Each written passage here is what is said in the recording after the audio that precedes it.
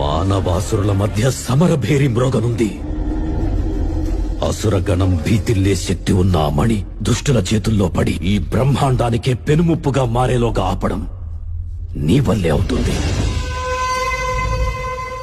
నేనొక్కడినే ఎలా ఆపగలను? ఒక్కడివేనా?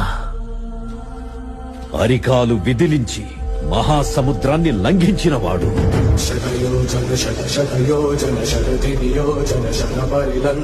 రాక్షస సైన్యాన్ని మట్టుబెట్టి రావణుడి సింహాసనాన్ని కంపించినవాడు,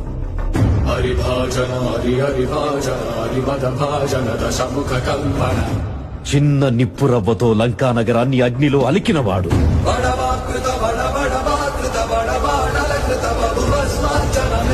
త్రేతాయుగంలో రాముడి నీడయ్యాడు,